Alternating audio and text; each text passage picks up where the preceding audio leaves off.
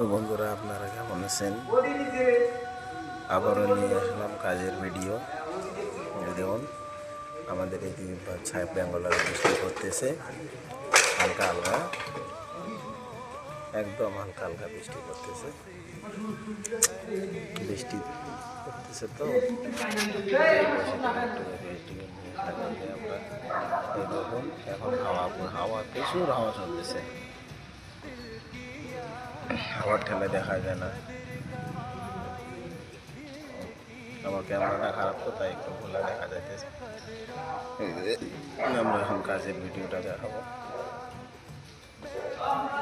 এই যেগুলো আমার বন্ধু, এদের সঙ্গে আমরা কাজ করি, একসঙ্গে আসছি বাড়ি থেকে। আজকে প্রথম কাজ করলাম।